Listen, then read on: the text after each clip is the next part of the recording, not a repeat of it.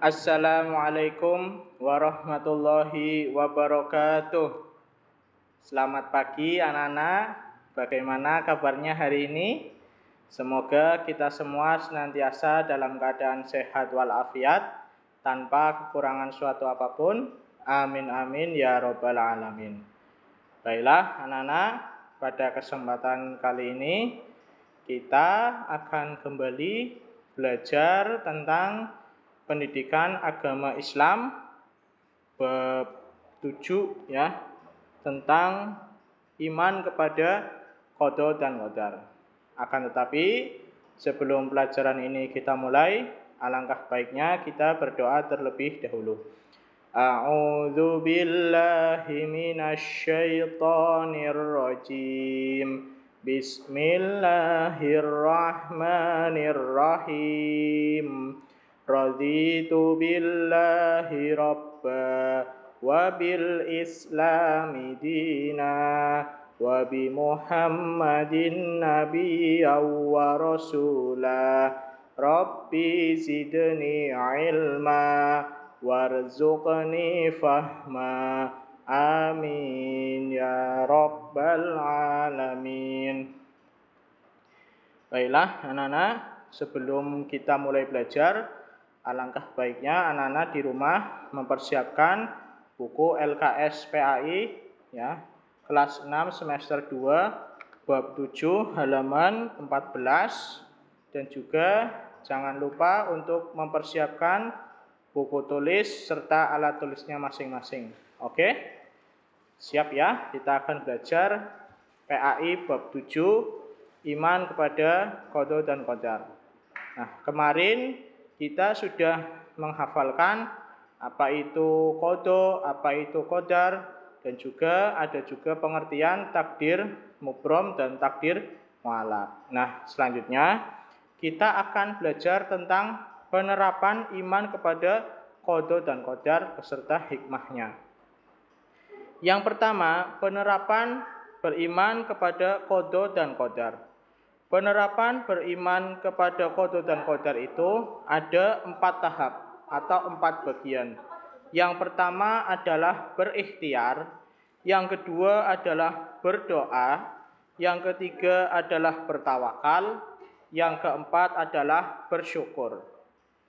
Nah, yang pertama adalah berikhtiar. Apa itu ikhtiar? Ikhtiar adalah berusaha semaksimal mungkin dengan usaha kita yang paling maksimal.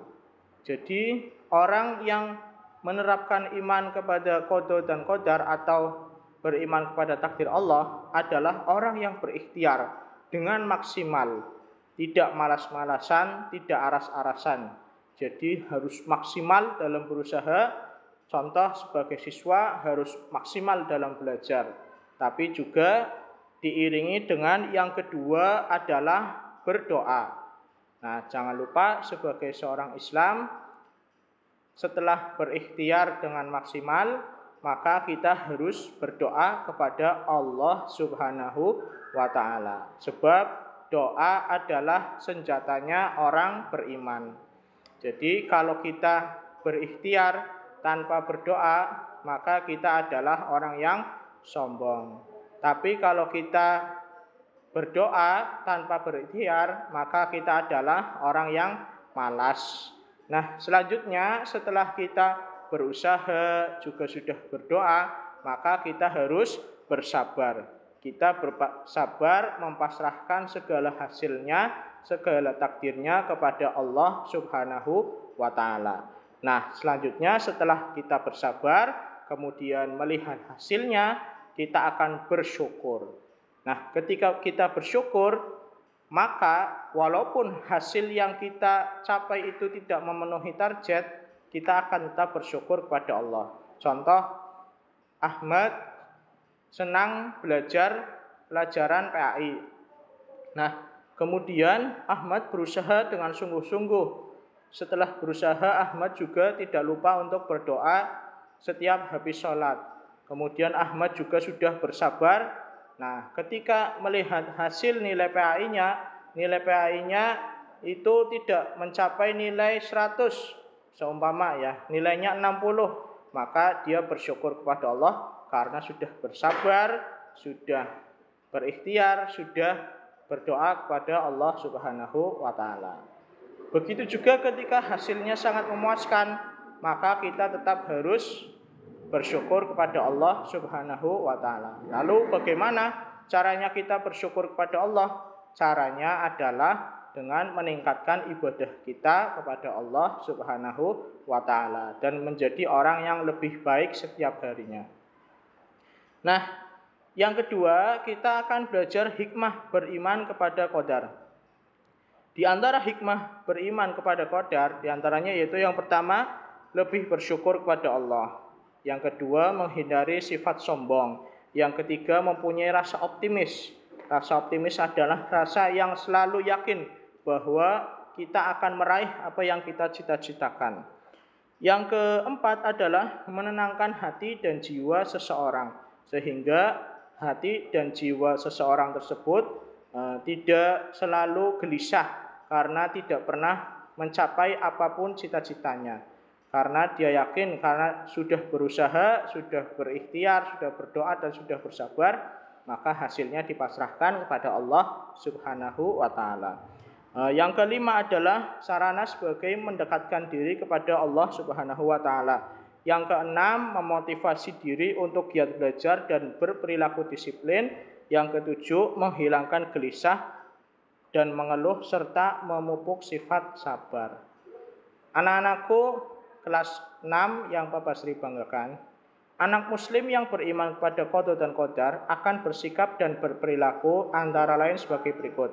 Nah, yang pertama adalah disiplin, yang kedua memanfaatkan waktu atau tidak membuang-buang waktu, yang ketiga bersyukur atas segala nikmat Allah, yang keempat tidak bersifat sombong, yang kelima belajar dengan sungguh-sungguh, yang keenam bersabar, yang ketujuh santun dan rendah hati, yang kedelapan yakin akan ketetapan dan pertolongan Allah Subhanahu wa taala, yang kesembilan mandiri dan percaya diri, yang 10 adalah optimis dalam menyongsong masa depan.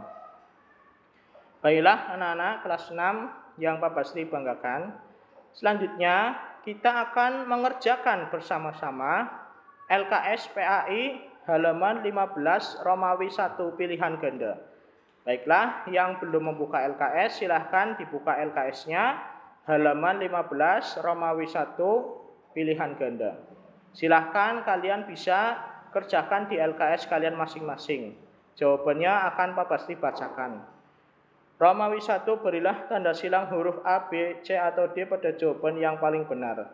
Nomor 1, qada dan qadar Allah disebut juga dengan istilah, jawabannya adalah B, takdir.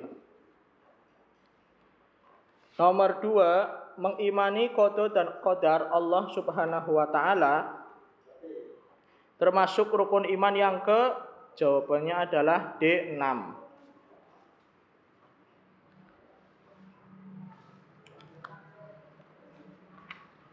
Yang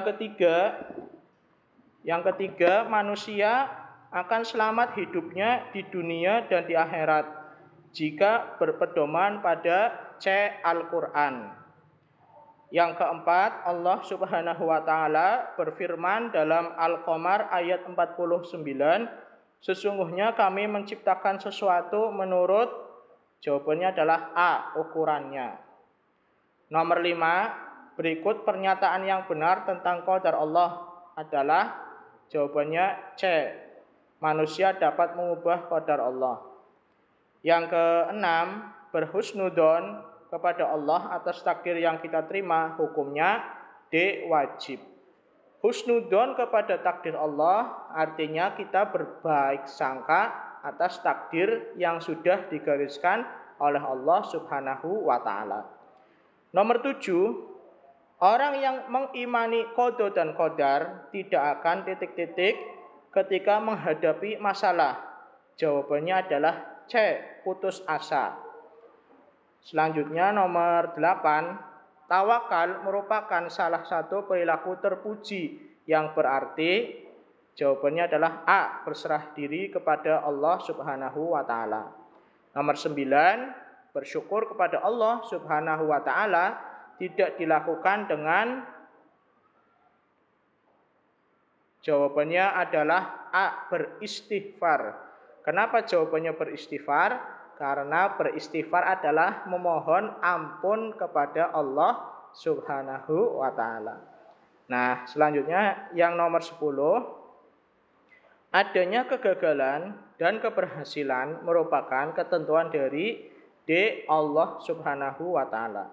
11, Allah Subhanahu wa taala berfirman dalam surah At-Tolak bahwa orang yang bertawakal kepadanya akan senantiasa hidup dengan A, kecukupan. 12, orang yang ditakdirkan miskin dapat mengubah nasibnya dengan cara A, bekerja keras. Nomor 13, sikap yang harus kita hindari dalam menghadapi takdir Allah adalah B, pasrah dengan nasib. Diingat-ingat ya, sikap yang harus kita hindari dalam menghadapi takdir yang diberikan Allah adalah B, pasrah dengan nasib. Nah, sebab kita diperintahkan oleh Allah untuk senantiasa dan berdoa kepada Allah Subhanahu wa taala. Nah, selanjutnya adalah nomor 14. Jika mendapatkan qadar dari Allah Subhanahu wa taala dan tidak sesuai dengan kemauan kita, maka sikap kita harus B, sabar.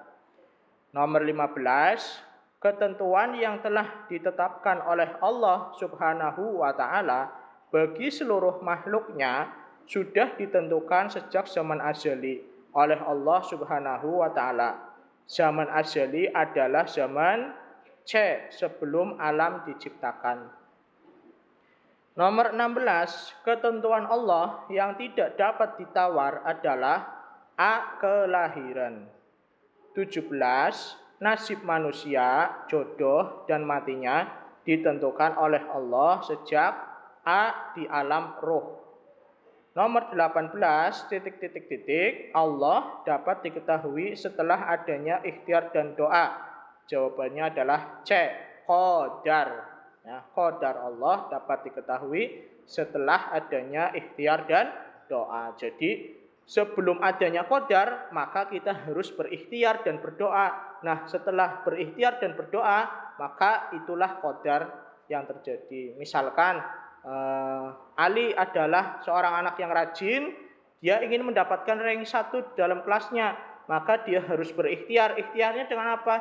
Belajar yang rajin, disiplin, tepat waktu, dan juga jangan lupa untuk berdoa kepada Allah Subhanahu wa taala. Setelah berikhtiar atau berusaha dan juga berdoa, kemudian Ali tidak ranking 1, maka itulah qadar Allah Subhanahu wa taala. Kita harus bersabar dan kita harus bersyukur kepada Allah Subhanahu wa taala.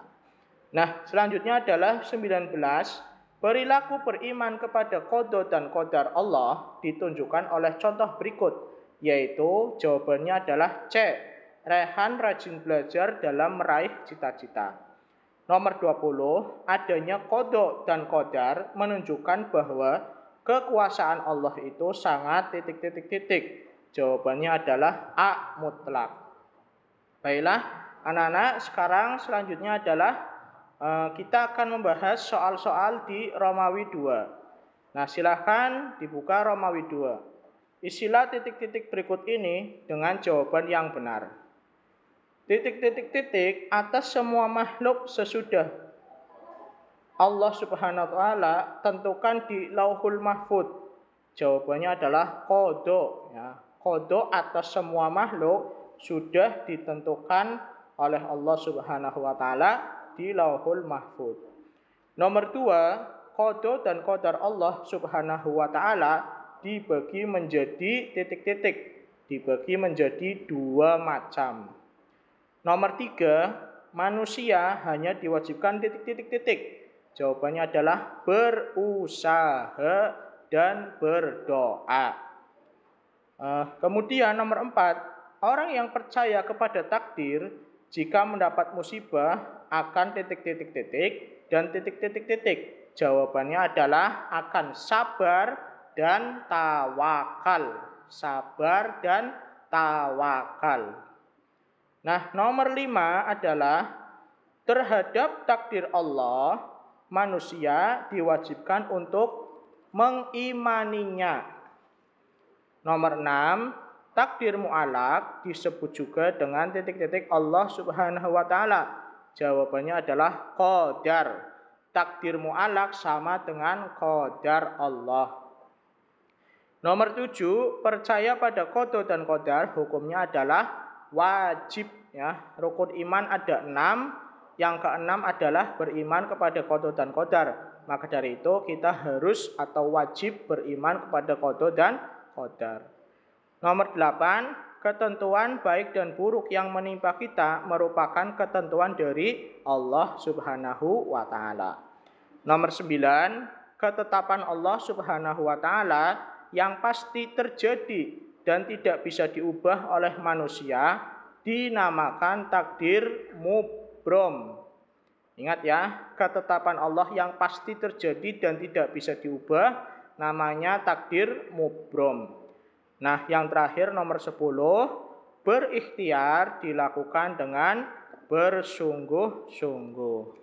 Baiklah anak-anak, setelah kita membahas Romawi 1 dan Romawi 2, maka untuk tugasnya ya silahkan kalian kerjakan halaman 17 Romawi 3. Sekali lagi ya, Pak Basri ulangi. Untuk tugas PAI bab 7 silahkan kalian kerjakan halaman 17 Romawi 3 ya.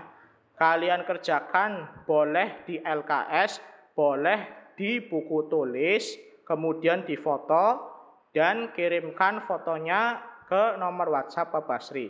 Pak Basri tunggu ya. Demikian pembelajaran pada kesempatan kali ini. Mudah-mudahan banyak manfaatnya. Wassalamualaikum warahmatullahi wabarakatuh.